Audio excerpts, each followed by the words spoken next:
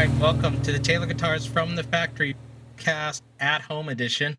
We're here with Bob Taylor and Coy Bowles from Zac Brown Band. How's it going, guys?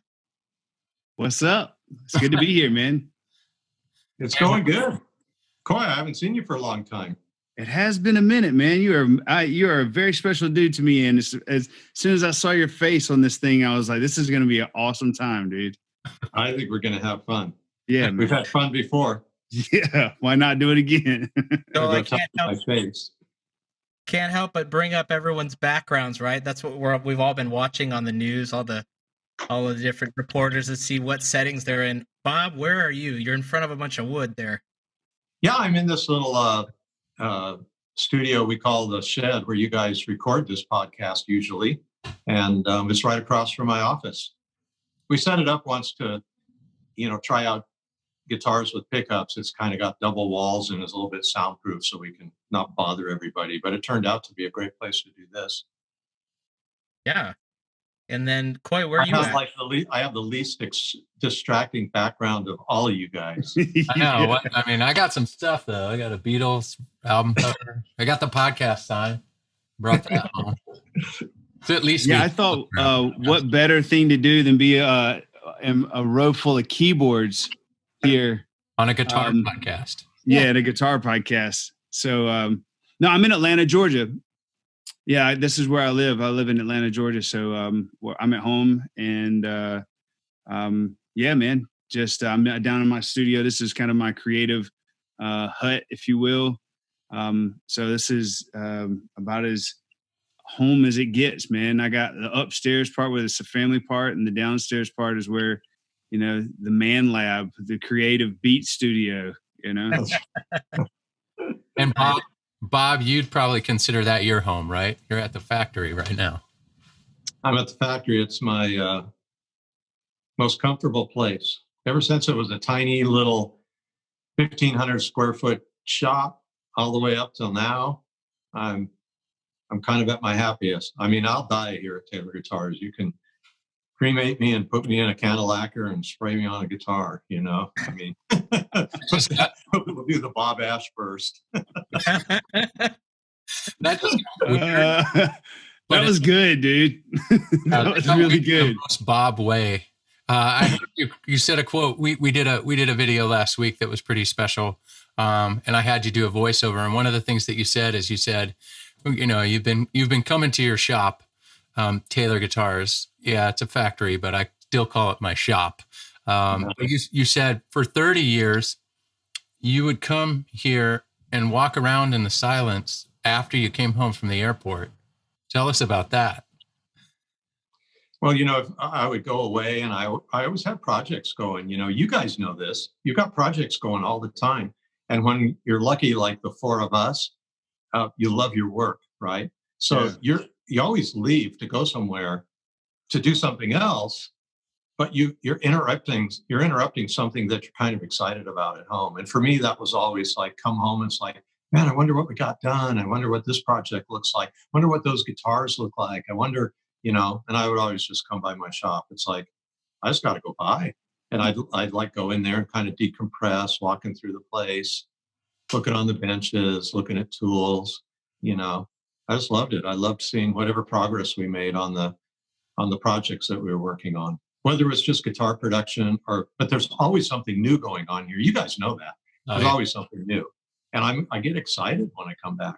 Now I have to sort of wait for help because it's spread across building after building after building in this whole campus area. And so I need to wait for the place to be open. I got my man cave across the street and I can go there. But, it's a lot of trouble to come in here and open up and take down alarms and like, where are those light switches? And I'd rather come in when people are here. I can only imagine trying to set the alarm to the factory on your way out. That's just getting caught in that one. No, that's kind of like, last guy out, turn out the lights. All 10,000 of them. shut the door. All 50 of them. Yeah, this it's super hard because there's no one really at the factory, right? I mean, you're able to go there and spend time in your building alone, and maybe there's some security personnel and so forth. But yeah, I mean, it's got to be wild. The factory right now is just quiet. It's got to be. Yeah, it's pretty quiet. We have a small skeleton crew here keeping the pilot light on, and we've learned how to have some people come in and out. But it's just like, you look at everybody like there was some Trojan horse. It's like sometimes I'm talking to someone and I'm 6, 7, 8 feet apart from them. I take a step backward, they take a step forward, and like, dude, hold your ground. I'm backing up away from you. Yeah. Oh yeah, I forgot. But yeah, it's pretty quiet here. Pretty darn quiet. So I want to ask, when Jay said that you guys were both going to be on the podcast with us, how did you, Bob and Coy, get to know each other? Because I know you guys go back. When did you guys first meet up? Hey, go ahead and tell that story, Coy. So we were playing in bars in the Southeast, and Zac had always played a Taylor nylon string guitar, which is kind of an odd choice of guitars. I mean, like a lot of people play acoustic guitar. Not that many people really play nylon as their main axe, So it kind of set him aside slightly. And then we started having success on the radio, and we're all like gearheads, dude. We're all guitar freaks, and so I think Zac and Bob ended up meeting somehow, which he can probably fill the initial like two worlds colliding kind of thing, but so that was kind of the key, is that Zac was playing Taylor guitars with a nylon string version. That was a very particular sound, and even the records, that was like the guitar that was on the records. It wasn't like, we were recording with some kind of fancy, $10,000 million, because nylon string guitars, man, can just get bananas, so like all the albums and stuff you hear, a lot of that is, that guitar, man, that Taylor guitar. And, Yeah. And it had a very distinct sound, and so we ended up somehow or another hooking up with Bob, and then Zac asked him if he wanted to go on this USO trip with us. So we ended up going to Iraq and Afghanistan, and on a USO trip. And Bob and I actually ended up rooming together a bunch through that, and which was just a really amazing experience for me to get to kind of get to know him, and also in kind of like in a crowd setting. But then we would also go back and just be like, dude, this is wild. Like we ended up staying in Saddam's palace one night, while we were over there. And it was literally like one of the most bizarre things that's ever happened to me. It was like sleeping in the den of Satan or something. It was like I had bad dreams all night long, just freaked out by that he was still alive. And it was just I'm from a small town in middle Georgia, with a population of like less than 20,000 people in this giant county. It took me 20 minutes to drive to high school, and all of a sudden I'm in, Iraq, staying at Saddam's palace, and they're telling us all these crazy stories of what him and his sons did and all of this. And then they're like, well, have a good night, sleep well. It's like, So, we would be like hanging out in the room and be like, dude, this is crazy, right? Like we're in Afghanistan, and, Bob would have his kind of, opinion about like what his experience was like. And the cool thing that I ended up finding very interesting about hanging out with Bob is that he's pretty spot on as far as being able to tell you how he feels and what his thoughts are on something at a particular time. So, and I kind of grew up with parents who are very, very good communicators. And so I kind of have the same ability to, when somebody asks me a question, I can be like, let me think and then I can just start talking and basically tell you how I think.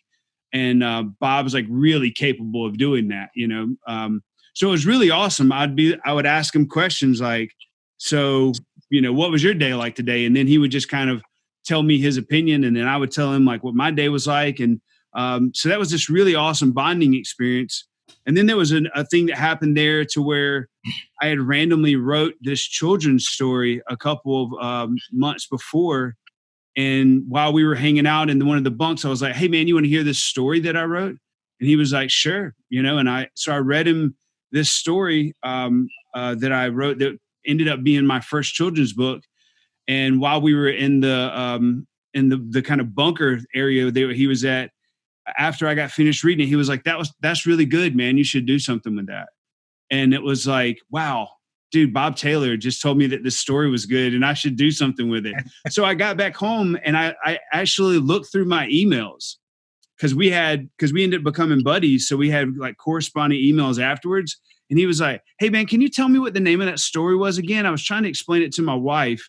Do you mind telling me that story again? So I have an email where I like emailed him, the story or whatever, so which was really cool, because he didn't necessarily have to do that or anything like that. But it was, and to be honest, man, I'm writing my my 5th children's book as we speak, which comes out in August.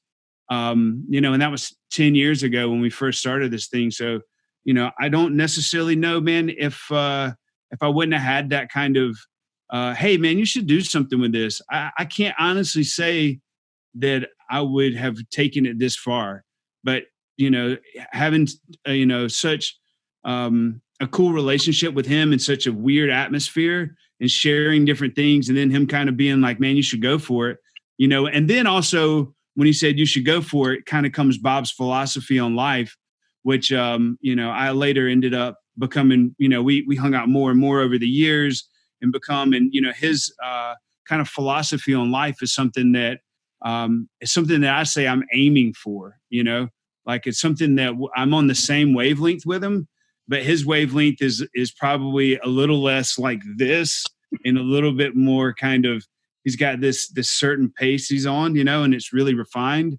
this kind of headspace that he lives in.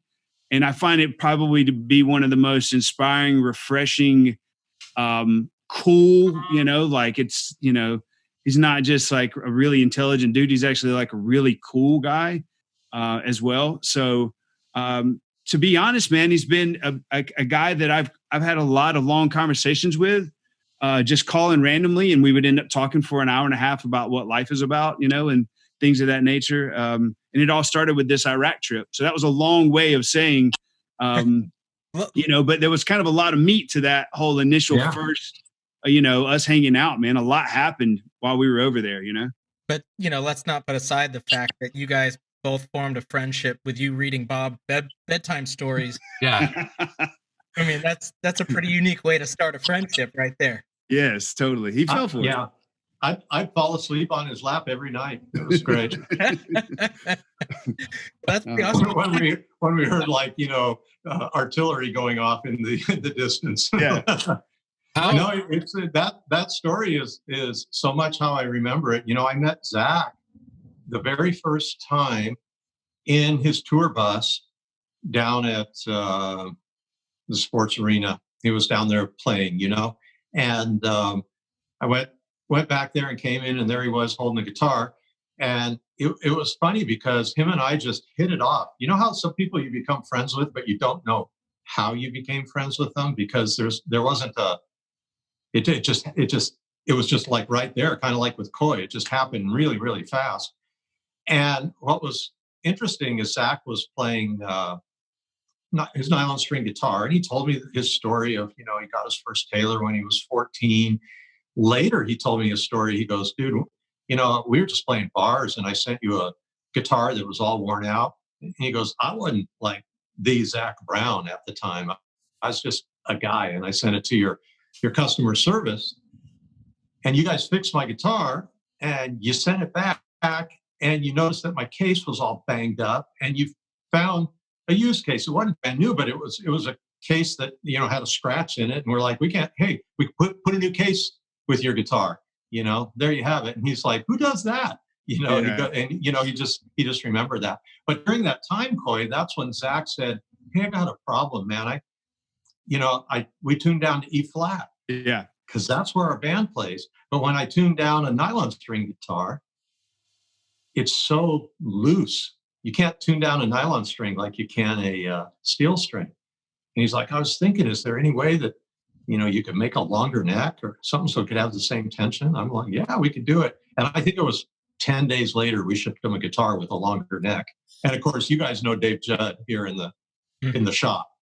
And Dave can do anything. It's like, hey, Dave, make this neck longer. It's like, go get the wood stretcher, make it longer. And he straight up did, and we sent it out to Zac, and our relationship was really sealed then, because now he had a guitar.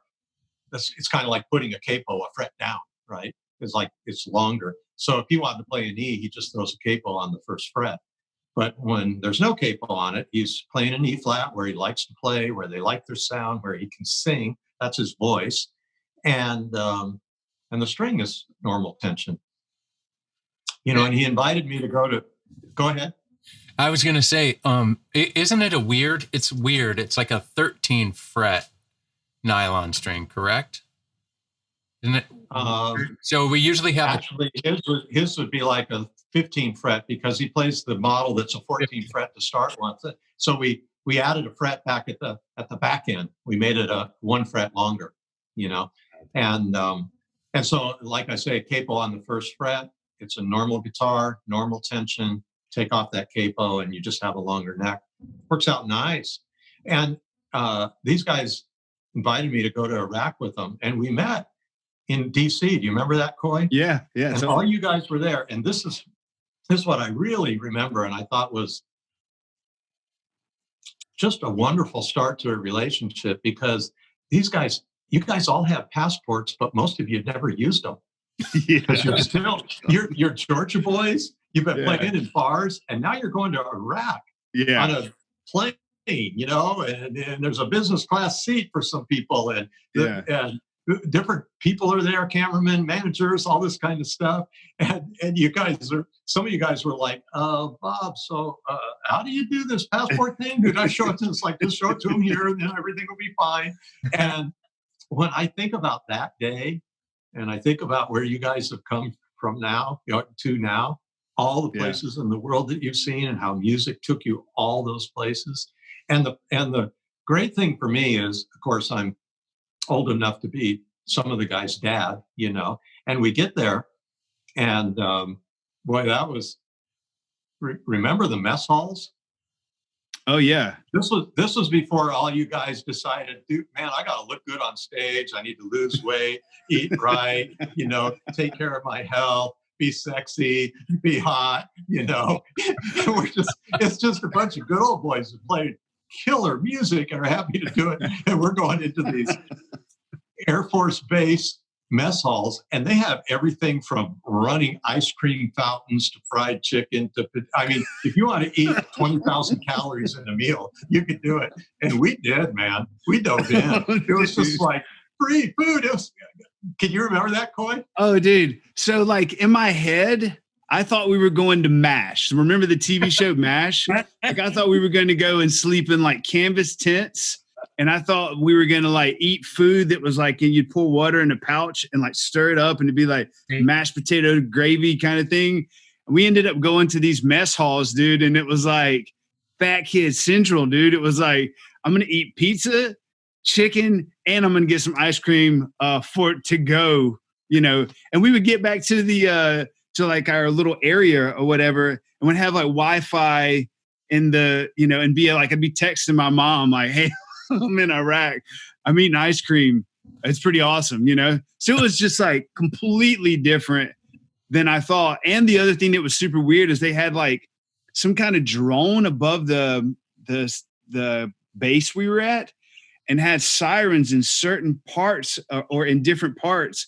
And every once in a while they would launch a missile over into the compound or whatever.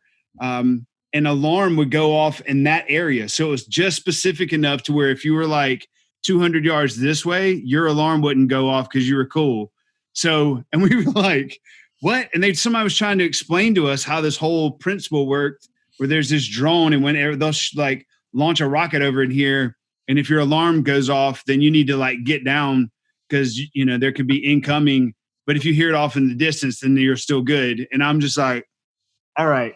So I got a belly full of ice cream. And when I hear it siren, I'm supposed to duck and cover. I'm like, Bob, where are you at with this thing, man? You know, it was just like, I mean, the entire experience, even like riding in C-130 planes.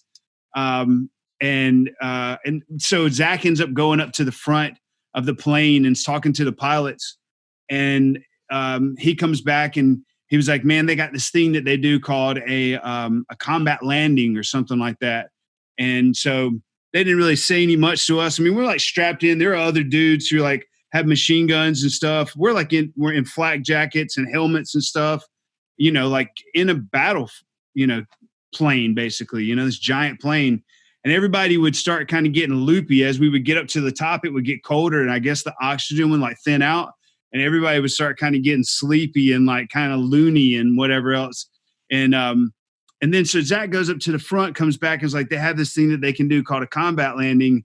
And then he goes back up there. Nobody really says anything. A lot of us are half asleep, and all of a sudden it's like, ah! I mean, like, dude, like this straight down. And we ended up like doing this jackknife landing.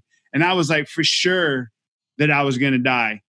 And I'd had like kind of flight anxiety, like before that, you know, when we would fly from Georgia to Texas, I'd be like knuckling up on the seats as we take off and land and go through turbulence and stuff. And then right after I got back from that whole experience, it's like flying in a Delta jet, not doing combat landings is like, dude, I was like earphones, iPad, just so chill now, you know, like no worries in the world.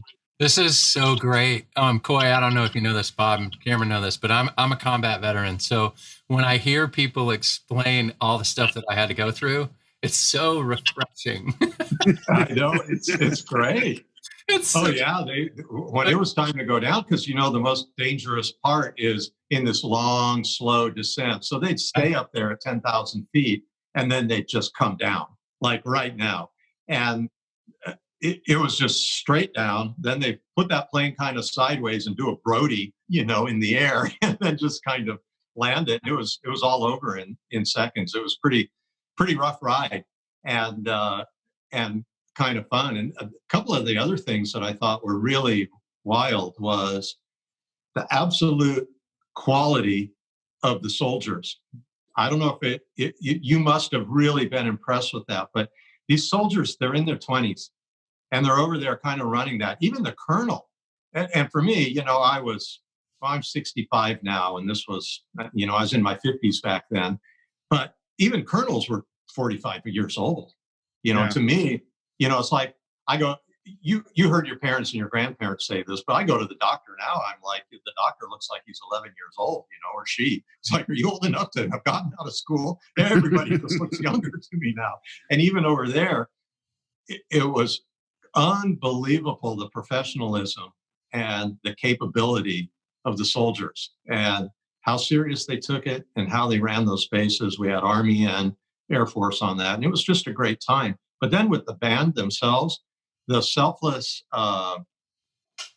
you know, Coy, it was during a time when you guys were getting a Grammy, and or what, I don't know if it was CMA or Grammy, but it was going on in Vegas, and you guys chose to go to Iraq instead of go there and receive your award. Yeah. And I got to tell you guys, and Jay, you know this, the soldiers, you just would not believe the reception of these guys playing. It was like one of the biggest services that you could possibly do. I mean, I sort of knew about it. My dad was lifetime military, you know, career military. And I used to watch the Bob Hope USO shows all growing up on television and that kind of thing. But actually be there in a place like that and watch these soldiers come and hear a Zac Brown concert and get the love, because Zac loves these guys. And so did you guys. And man, you guys played your heart out. And I got to know every one of you guys. And we were like family when we came home. We're 10 days over there, and it was really something. Yeah, it was a long 10 days too. You know, I mean, it was like sun up to sundown. We were going to a lot of front operation bases and things of that nature. one of the things that was kind of the most interesting is there's a part during Chicken Fried which it kind of salutes the military, and that song ended up becoming like a really big deal to our servicemen and women. That particular part of the song, and so when we came over, man, it was like this weird thing of like 4-star generals wanted to come and see us and say, hey, and we'd have other guys be like, dude, we've had, Elvis over here basically, and nobody wanted, this guy wouldn't come out of his bunker to see him. So, obviously Elvis was no longer alive when we were going to USO. That was kind of a joke, but the whole idea, was that we had this level of respect for them that was reciprocated back to us, because of us like putting stuff about their lives in our songs and how important they are in our songs and things of that nature. It really resonated, man. And one of the wildest experience of my entire life. So we flew out to this front operation base, and we were with these guys, and I was probably 30, and they were young, man. They were pretty much kids, like in their early 20s, like Bob was saying. And even as like a guy who's 30 years old, I was looking at these dudes like, man, you guys are young, And so we go to this base. Right before we get there, they'd had an incident happen where a couple of their guys had gotten killed by this IED. And it was a close group of dudes. It was like 20 or 30 dudes, maybe probably more like 20. And so they lost, one of their two main guys, and they all had this kind of look in their eyes, man, that I'd never seen before, where it was just a pretty weird kind of, blank kind of expression. And we got over there and we're like, hey, man, we're the Zac Brown Band. We're here to play some music for you guys. And they were kind of like, cool, sure, whatever you got to do, man, kind of thing. And so we played a tune and it didn't really work. Music didn't really translate. And Zac was like, do you guys like jokes, And so Zac's been a guy who's spent a lot of time going like to hunting camps and all of these things. So he's just got this like plethora of like dude jokes, And so he was like, I got a joke for you guys. And he told like a dude joke, And I just remember everybody kind of like chuckled off to the side, and then they kind of like got back to where like, we're not supposed to laugh, man. He's like, I got another one for you. Check this one out. What do you get? Blah, blah, blah, and told another joke. And then they all started kind of nudging each other. Like, that's funny, dude, And so it was really interesting to me how, like, as far as those guys being like emotional eggs or whatnot, that comedy is what broke the shell and music is what penetrated to the soul. Because then once we broke them open with comedy, we were able to play music, and we played these songs, man. They were up tempo boogieing, kind of bluegrass things. And those guys would be like, whoa, yeah, and then we'd play a song about, we played this song called Free, and then we ended up playing Chicken Fried. And it just really, man, you could tell that when we left, these guys were like, man, when we get back, we're going to come and see you guys. And we're like, please do, man. We would love to see you. And I don't think that would have happened if it wouldn't have been for comedy, though. Like that was a really interesting kind of intertwining of, communication and the arts and all of that. And so that's one of the things that I've always expressed with the missing link to understanding the Zac Brown Band is like how funny all of these dudes are. Like, man, we laugh on the bus nonstop. And Bob can attest to this, being just around everybody. Everybody's always zinging, man. Like you got to stay on your feet. You can't be too emotionally open, about things. And somebody, you're just like, we're like little pirates running around together, man. So if anybody ends up, you see somebody, kind of getting a little tender, that's what we call it, tender about something. Oh, you're getting tender, huh? Not feeling so good today, buddy. We all love each other and we know the boundaries, but it keeps everybody on their toes. It keeps it kind of fresh, man, to have the humor be a part of it.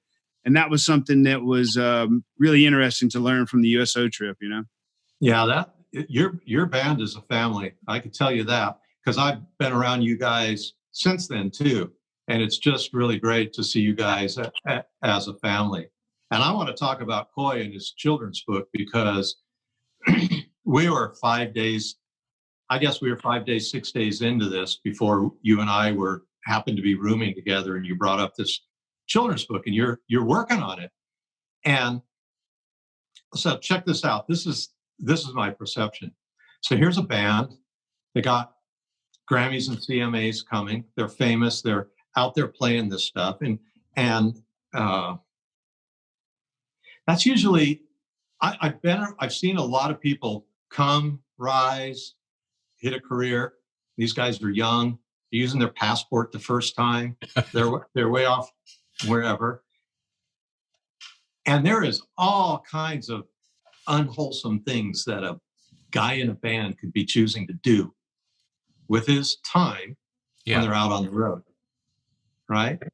And I'm like, this guy's writing a children's book and he's turned on about it.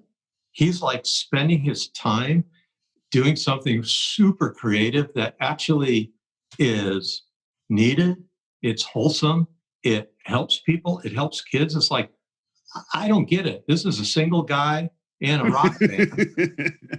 And he's spending his time doing something that's really fruitful like this, when he could be spending his time doing some other kind of pleasure.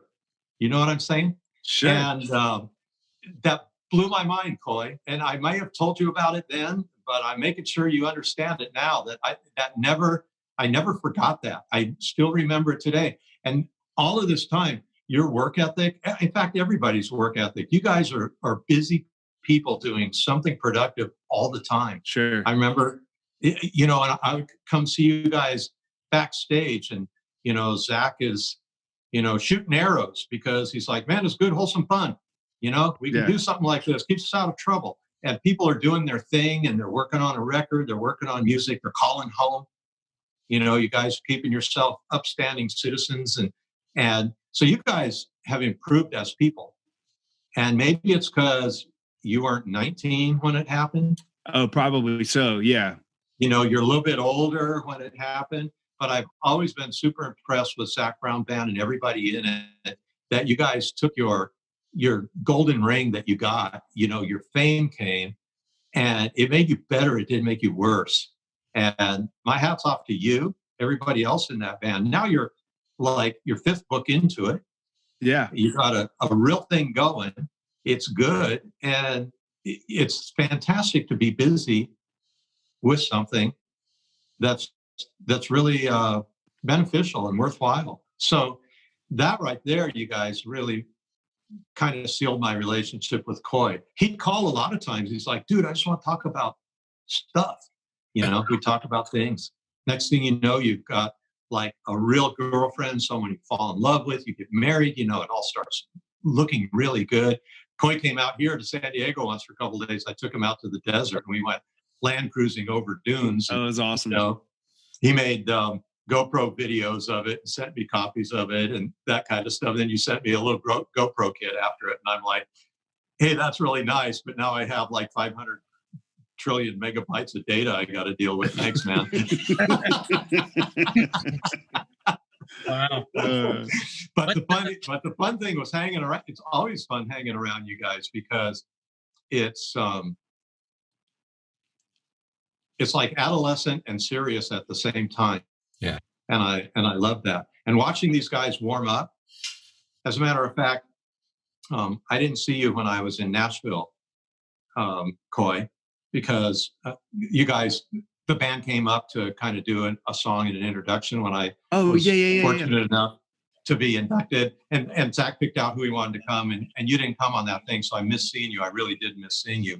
But even then, I saw the improvement of the band where they're going to sing one song on this thing. They're like, we're coming here to sing a song for Bob. We're going to sing one song, and we're going to warm up. And you guys started doing the warm up through the straws, which I'd never seen before. And you guys have figured out this. You found a teacher to teach you how to warm up. And I mean, they warmed up for 20 minutes to sing one song because they're not going to trash their voice. They want to do a good job. And Zac looks up at everybody and it's like, guys, we flew all the way to Nashville. We're here for this evening to do one song for Bob. And it's got to be the best song we ever did. And it's got to count. And, that means a lot. That meant a lot to me. Oh, for sure, man. I think everybody's relationship with you is somebody that, I think it's across the board. Like if you had to be like, write a letter to Bob about what you feel about him or how you think about him. It would be like all by the time people were finished with it, they'd be like, all right, man, this kind of thing.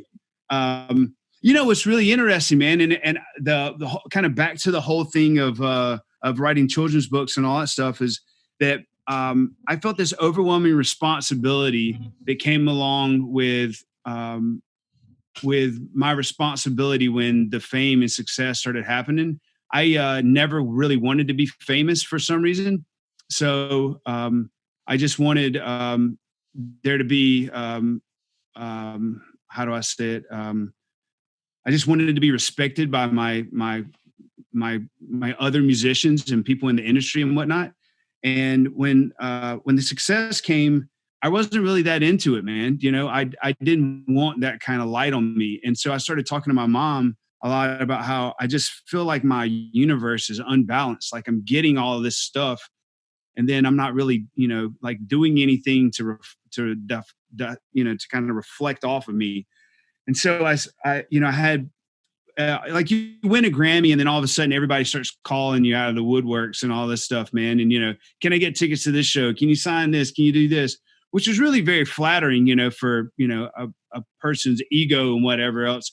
I've never really been that egotistical. And so I started realizing like, I wonder if they were to if I were to sign something and they were to, pay $5 for it, if I could just give that to somebody else who needs it, then this whole thing would like really make a lot of sense, And so I started talking to my mom and she was like, you should try to start like looking into doing, philanthropic work or charity work or, and that kind of thing. And like kind of use the light that's coming to you and reflect it off and put it onto somebody who needs it.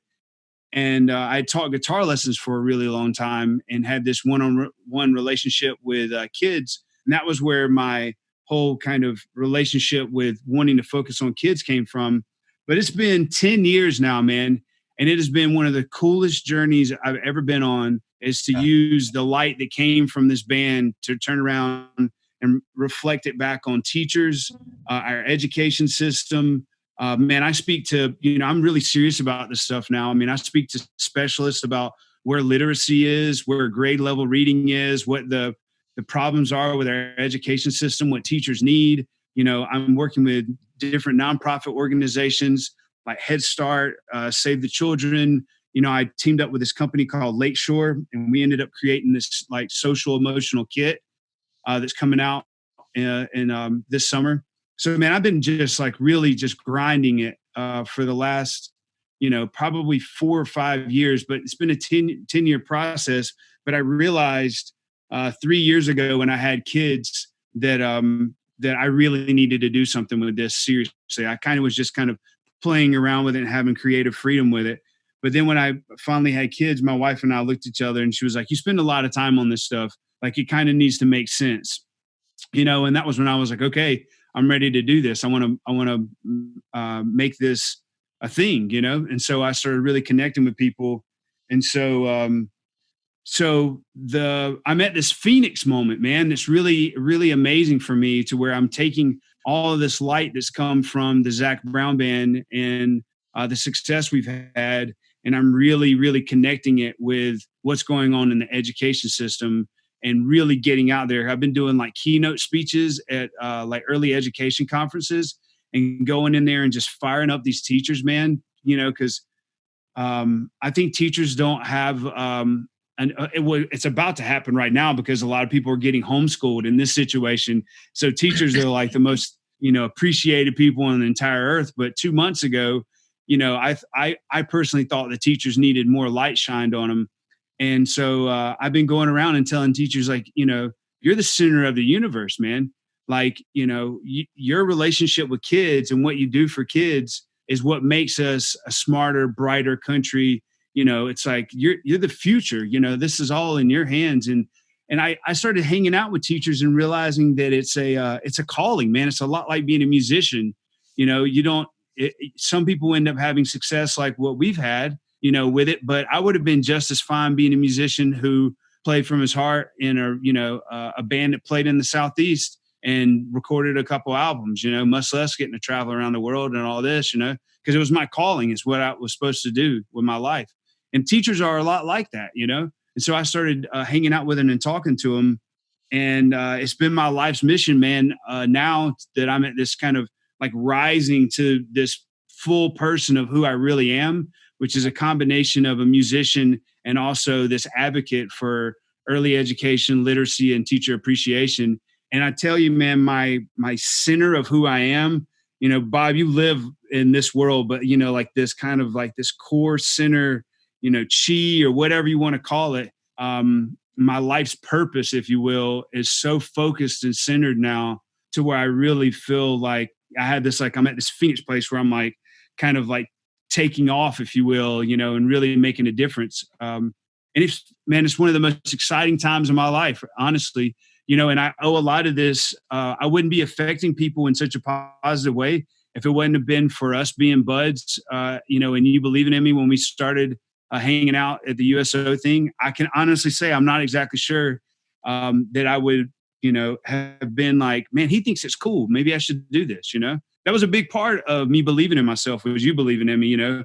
And so, yeah, man, I'm just going for it, dude. And it feels so good, man. I can't, you know, and I'm so thankful for our relationship and you believing in me and, you know, all of the love when it comes to the music and, you know, guitars and everything else like that, man. The relationship with the Zac Brown Band and Taylor and myself and Taylor as a company, you know, has been just amazing. Like Andy is somebody that, you know, I text often and, you know, he sends out guitars and I'll try them out and give him, you know, my opinion of what he thinks or what I think, you know, and I'm just, the company is something that I'm so proud to be and grateful to be connected to, man. You know, it's just like, you guys are the real deal. That's awesome, Coy. So what are you guys doing, you know, speaking of creativity then, now that we're all in this situation, not just, you know, us, I mean, what's amazing that Jay and I have encountered is this is a worldwide, you know, it's causing a lot of people to have to change their behavior momentarily. But, you know, creativity doesn't stop. It seems that there's sometimes circumstances like these can birth new creative, you know, ideas. What are you doing, Coy and Bob, in terms of projects you're working on during your downtime? Are you busier? Have you finally had a chance to breathe and take some time off, or what are you guys doing? I'll let him go first. I just talked for like 10, 15 minutes. Yeah, right now I'm busier than I've been in I don't know how long. I mean, you guys know that the last 8 years I spent probably 100 days a year in Cameroon, you know, something like that. Probably between 80 and 100 days every year trying to get that business and take care of those people. And, you know, I'll say about Cameroon, you know, I went there for the Ebony, but I stayed for the people. And Jay, you've been there. So once you see that, you're like, you just can't walk away from it because it becomes like your own children. You got to take care of them at whatever level those people can survive at. You've got to give them all you got. Can't go there now. And we need business. So I'm trying to use my influence as a manufacturer of goods, as a small business owner. Well, it's more than a small business, but it's not a big business. You know, we have 1,100 employees. We're in 4 countries. And I'm digging all the way back to like the very basic roots of who I am, and also adding the resources that we have, which, if we're not careful, I mean, they're dwindling by the minute, you know. So to be super vulnerable, you know, I've had a lot of moments where I go, oh, I've always wondered what it would feel like to lose everything. And now I kind of know what it would feel like to lose it all, because it could go that way. Now, I don't know what's going to happen tomorrow, next week, or the next week. We all say, this is all going to be over and we're going to get through it. And I do believe that we will. We're going to be different in so many ways. But I've been through times not like this, but I've been through times when we've had recessions. I remember post 9/11, when business just stopped. And there have been several other times along then where we've gotten so creative just to stay in business, serve our dealers, get people some things that they want. We're never in a relaxed mode, but we can be in a comfortable mode. I mean, we sort of, at our fingertips, we have things that we need, we have resources, we have time. And all of a sudden, you don't have time. And you don't know what tomorrow's going to bring. And, we went from 750 guitars a day to no guitars a day. None. You guys went from playing shows to no shows. Yeah. It's just crazy. You go from all of this to really nothing, and you're like, how long can you manage that? Well, so Andy and I are actually working super close together. We're really kind of dividing and conquering because, man, I got ideas and he's got ideas, and so we're supporting each other.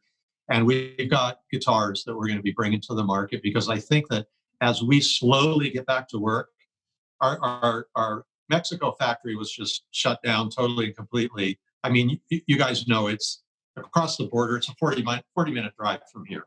And Tecate and Tijuana and San Diego and Imperial Beach, we're like one city. There's a line between us that says U.S. and Mexico, but it's one big giant metropolis. And our cultures cross back and forth, and people move back and forth. We understand each other. And that factory was operating for a while. And then Friday, the authorities came in and asked us to close. They want to really get social distancing, kind of shelter at home type of thing. And we said, okay, we'll do that. And they're like, we'd like you to button it all up by tomorrow afternoon. So by Saturday, this is Tuesday, Saturday last, we covered all the things that needed covering. We got the last container out of there. It was like the last doctor out of Vietnam, and got everything out, and we locked the doors and we locked away, and it's weird. So now we're here and we're reaching a point in California where we can see that there's going to be a little bit of work that's starting, and we're starting to see that we're going to be able to do some stuff. And it's going to be like starting, something from nothing, Right. and get it going again. And, this El Cajon factory is going to probably have to carry the whole weight for some time. I've got employees that want to make money. And by the way, the U.S. is unique in all the countries that I know of, because here we have state and federal governments. And a lot of times the U.S. gets a lot of criticism around the world. Oh, you guys don't have socialized medicine. You guys don't have this. You guys don't have that. You know what? It's the only country I know that's sending money to their employees, that's giving federal money to businesses to stay in business, giving loans that can be forgiven if you do it the right way. There's huge governmental support here in the United States, whereas there's none in most other countries, like none.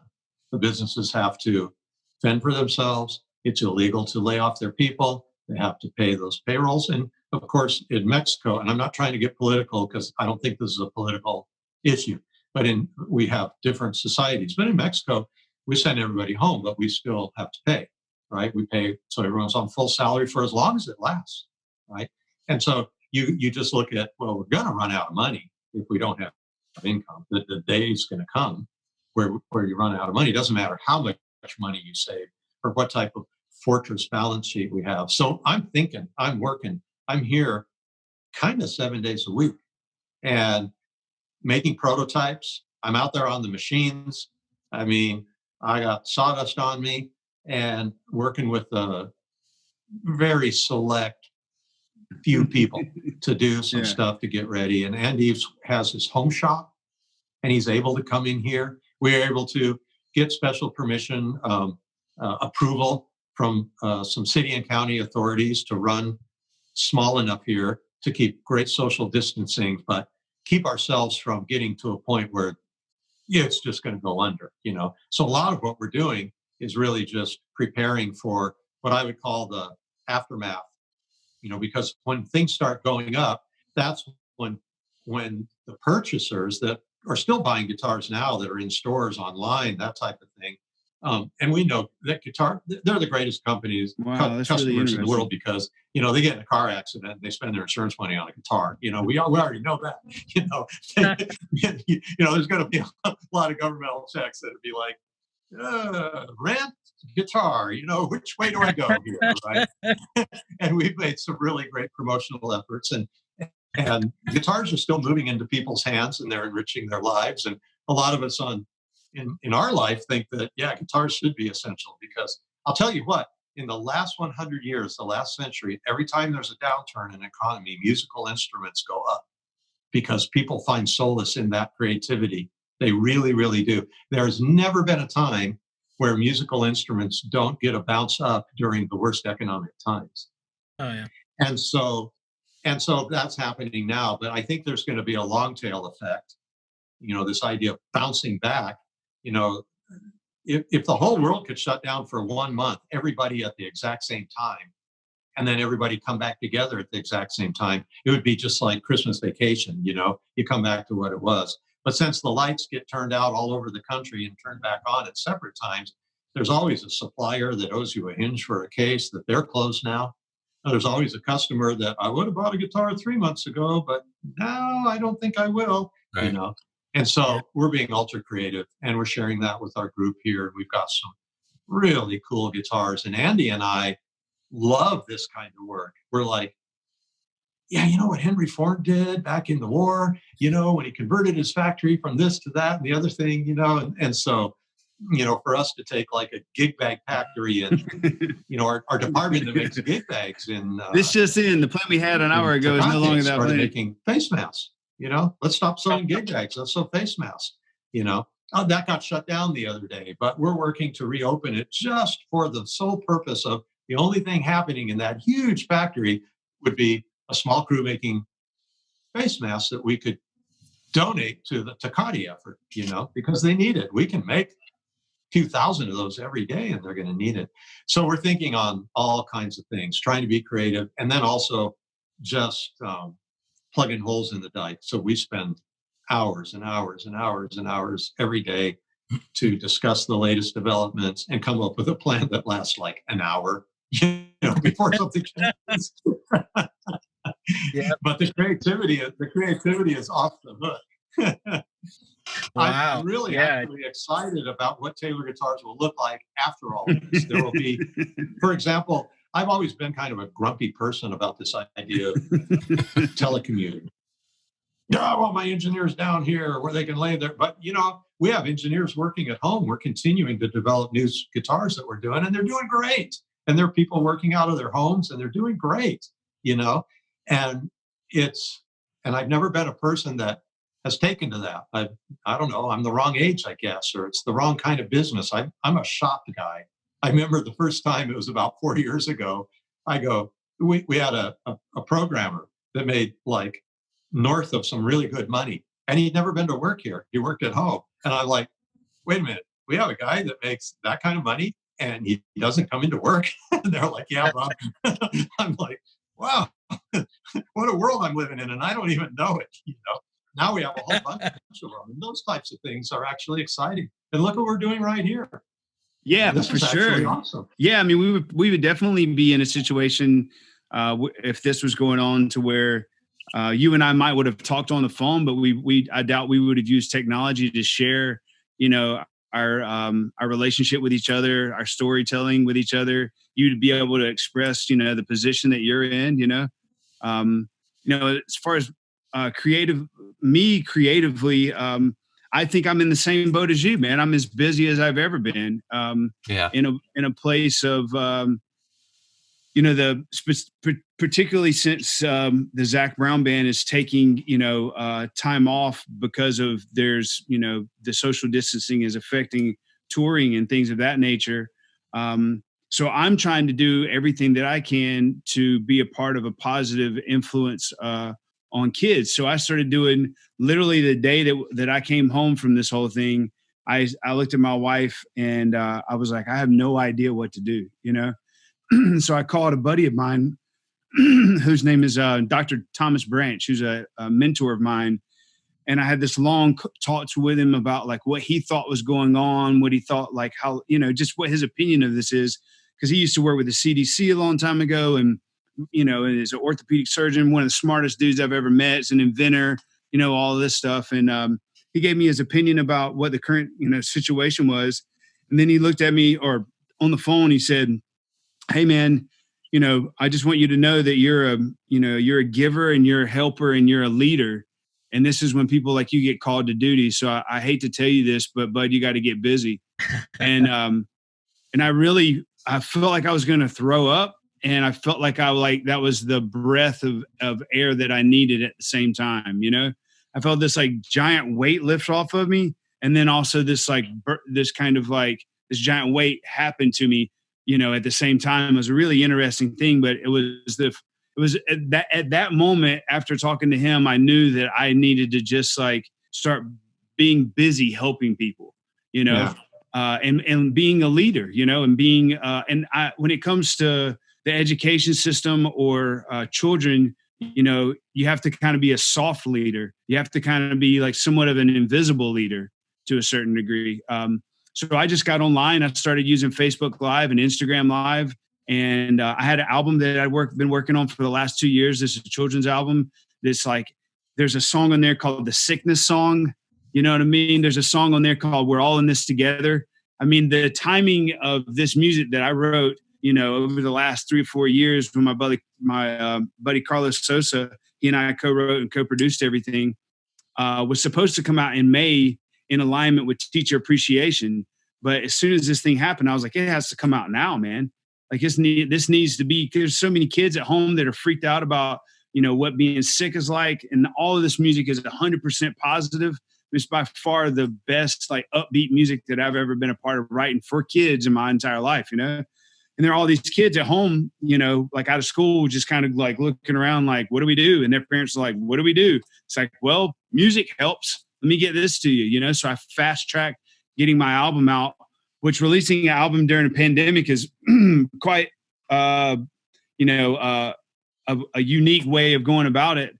But man, I've been going live every single day at 4:00 Eastern, Monday through Friday. And just the first one was like, "Hey, my name's Coy Bowles. I just want to hang out with you guys. What are you guys up to?" And then I'd start seeing comments and I'd be like, "Well, I'm going to play a song on the acoustic guitar from my new album. I hope you guys dig it." And then I started, people started writing. I started kind of turning it into, having some kind of format where I would, like 1 week we went to outer space. So that whole week I talked about, different, like what the universe is, what our galaxy is about, what our solar system is about, and explaining this stuff to kids. We all built like rocket ships, and it will have like a rocket building challenge for kids and everything. So, man, I have no idea what I'm doing though, dude. Do you know what I mean? It's literally kind of like the same place with you. Just like get in and start doing stuff, and whatever you see starts working, start being smart and intelligent and heading down that lane, So, it's been a really interesting way to connect with people through storytelling, through music, and through new technology.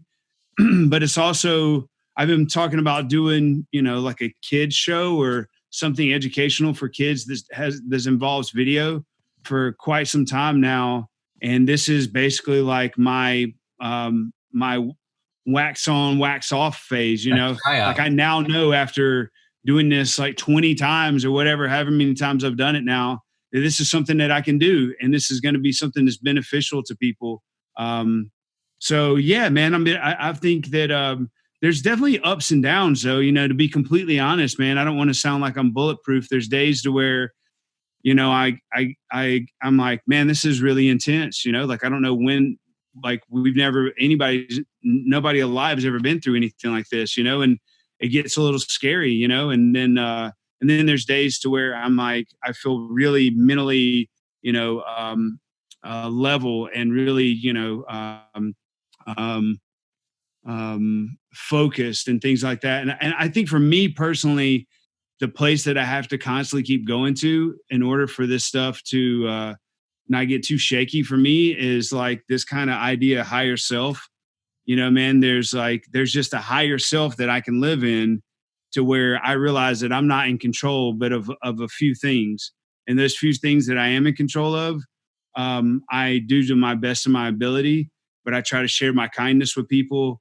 I try to make sure that I show love and affection to the people that I can be in close quarters with, which are my two young daughters and my wife. And I make sure that I call people, you know, that I know could be in situations right now, and let them know that I love them, and reach out like that, you know. But other than that, man, you know, it's like there's a freedom in kind of living in that higher self, understanding that I don't have a lot of control right now. And that's something that's not very easy for me to accept. But when I do fully accept it and realize that I don't have much control, but what little bit of control I do have, I'm going to be grateful for, and I'm going to use my brain and my creativity and my intellect to make the most of it. That's kind of the spot where when I live there, I go to bed at night and I sleep and I wake up and I feel like I could do that again, you know? Yeah. That's awesome. The wrapping things up, your stories so inspiring. I think what's, to me, one of the good things is, you know, because I'm always trying to see the positive, you know, think what's going to be different after we all get out of this. You know, what changes are we going to encounter, and what are things that are just going to get better? I do think that watching other musicians, other people in business come together and figure out different ways to adapt and change is super inspiring. And I was curious to know what you guys were looking forward to. You know, are there things that you think are going to be a little bit different, or that you would approach differently coming out of this, after all of this is said and done, that you're looking forward to? Maybe you, Bob? Yeah. Some of the things I'm looking forward to is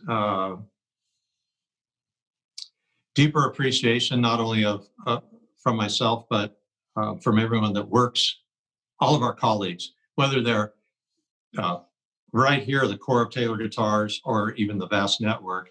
More appreciation for each other and what everybody else does. Yeah. I wrote a little essay that we're getting ready to. It was sort of good, and I think we're going to make a little video about it. But it really does paint the picture of how we all depend on each other, and this was born from when man first started making the first, you know, groups and tribes and villages, because we can't all survive on our own. So the appreciation that you have of people. The other thing is really taking into account that things can go wrong, so that you can appreciate more what you have when you actually have it. I've managed to do that pretty well myself, because I would say the last 8 years in Cameroon has really changed my life a lot. Because you know, like you guys know, I say, gosh, I used to think that me and Kurt started from nothing, and then I go there and I have a new definition of what nothing is. Right? Sure. We started with paved roads, you know, hot water coming in, dirty water going out, you know, electricity if you could pay for it, UPS truck coming up every day, a building over your roof, you know, I mean, a roof over your workshop, all these things that we started with, that was so far from nothing. Whereas in other places, you just have so much less.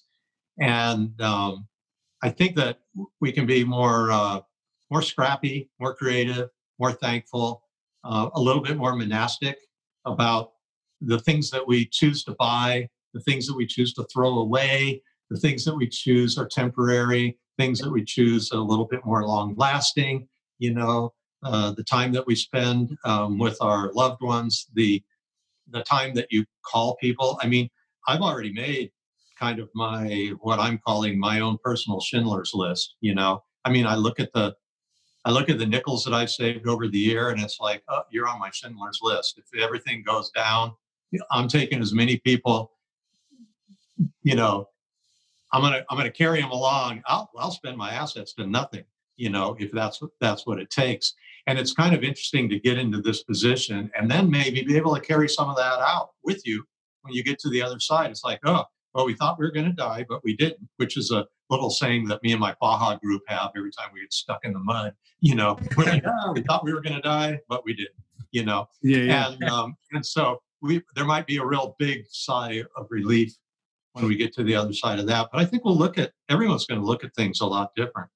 And I'd like to say something to Coy. The reason that you were able to jump on this so quickly, all your children's work, that started 10, 12 years ago when you just you did it and you kept doing it. And it's the wax on, wax off. It's the chop wood, carry water. It's the do something for a really long time. It's the Freakonomics 10,000 hours that you put into something. They say life is 10% inspiration and 90% perspiration, right? And you've put that time in. You got it, no matter who you are, whether you're me, anything. And the people that are listening to this interview, did you even think that Coy Bowles of the Zac Brown Band is like a children's leader and a teacher's leader and a leader in this? And not only, he didn't just decide to do that. You didn't decide to do that 3 days ago, 3 weeks ago, when you had nothing else to do. You were prepared for it. You were doing it. You have all that work into it. And so that was equity you were building for this moment in time that you didn't even know that. Oh, for sure, man. Yeah. I'm just super proud of you, man. I'm so proud of you for all the work that you've done and then what you're doing with it right now. Man, I'll take it, dude. I'll definitely take it. I think for me, as far as coming out of this thing, what I'm looking for on the other side is that all the work that I've been doing with kids and everything, there's going to be a lot of kids who need a lot of help, specifically socially and emotionally, understanding, like what just happened, understanding like how to be accepting of other people. It's hard to have empathy for somebody when you can't like be close to them, so there's this whole idea of being able to teach kids how to survive this thing emotionally, mentally, spiritually. And I think that that's something that that I look forward to, in the sense that I hate it that that anybody would suffer or anything like that, but I think suffering is a form of human condition that's inescapable to a certain degree. But I really look forward to knowing that I have this thing inside me, this drive, this connection, this like what I was meant to be on this earth for. And when this whole thing comes out and I'm able to reconnect, which I'm already doing, I'm helping kids connect with themselves and with their emotions right now, but really being able to connect with, bigger programs and, and really come up with ideas that are creative and useful for teachers and kids to be able to understand, like, what's okay and what's not okay, and what's the new norm, and how do you feel, and how to describe that, and that kind of how to be positive and move forward after this, because the show goes on, man. Like everything is going to continue going on, good or bad, and so I think that my kind of like silver lining in this whole thing is that I definitely, like Bob was saying, gratitude is the one word that I consistently come back to, man. Yeah.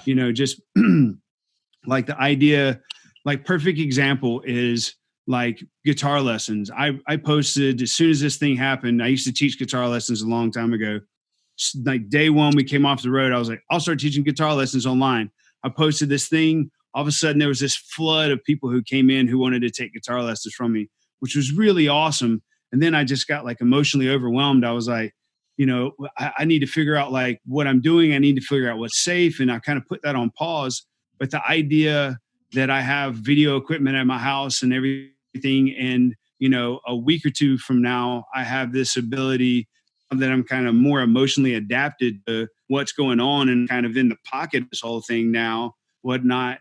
The idea of being able to share my understanding of like a really basic fundamental theory, of like why a G chord is a G chord, why a G chord in the key of G fits in like it does, to understand like simple songwriting, to understand chord shapes, to understand basic scales and all of this relationship, and be able to do something like that, on my own, or do something like that with Taylor guitars. Like this isn't something Bob and I have talked about, but just like the idea of everybody thinking about what they're able to bring to the table. And if kids need lessons, you know what I mean? Then, and I have video equipment, then let's give kids lessons. And if you guys got guitar players, then let's do it. You know what I mean? Like, to me, that's one of those kind of things that's not saying that this is something that's, going to necessarily for sure happen, but I think you got to put yourself in that mentality to where Bob, a bunch of amazing people.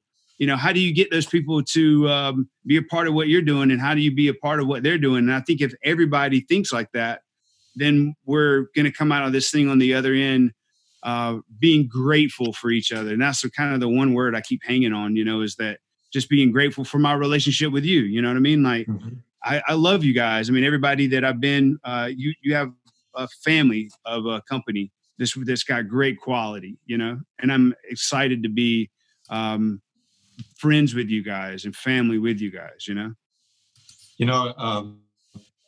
Cameron's going to tell you, and you're going to like this too, Coy. We were going to Cameron on one trip, and we stopped, my whole team and I stopped in Atlanta, and we went out and we visited Camp Southern Ground. Right. And Yeah. Zac showed us all around. One of the guys that's worked here for 27 years, Jesus Dorado, and he lives in Tijuana, drives over here every day. And he's one of my very, very best friends in life. We go to Baja together and we do stuff together all the time. He's just great. He just walked around and he looked at Zac, give him this whole tour, and Jesus knew Zac from Zac Brown Band, the music, all that kind of stuff, loves the music. And we finish the tour and we start going back, and Jesus says to me, he's got a little Spanish accent, and he's like, sir, that guy's Zac Brown. Today, he earned my respect. And that was like the best compliment that a person could ever give. Oh, for sure. This is my age, right? And I told Zac about that. He was just thrilled. That guy today, he earned my respect. And I'm going to say, like, people listening, you want to know what a famous rock star is?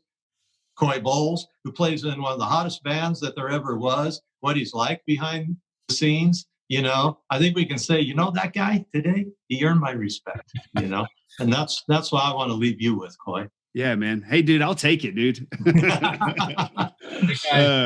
Man, this thing has been such a blast, dude, man. I can't tell you. I was telling my wife how excited I was tonight to get to hang out and talk with you, man. And I was telling these guys earlier, you're one of those kind of people that every time I've ever got to spend time with, man, you're just so open and honest, and man, you think so clear in such a certain way that I don't know if I've ever really met anybody like you. And it's always been a pleasure to just, hang and have fun and be two dudes geeking out on guitars and whatnot, or talking about life and, what we think is important, or in a situation like this, talking about, what's the good and the bad of things to come and how we're going to be, humans in the middle of it all. But man, I'll tell you this, dude, you earned my respect a long time ago, bro.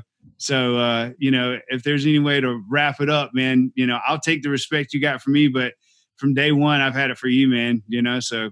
Awesome. It's a pleasure, man. Well, thank you guys for letting us sit in and kind of just sit back and watch you guys tell stories. That's been fun. Cool. Hey, could I say one last thing? Just all the people out there in Zoom land. I'm noticing that we're starting as people, as a nation, as just people around the world, to criticize all of the things that could have happened earlier, later, decisions that were made. But you know what? Those decisions are already made. We're in the middle of this. And I think that the question that we all need to ask ourselves is, what are we going to do about the situation that we find ourselves in now? Yeah. Right?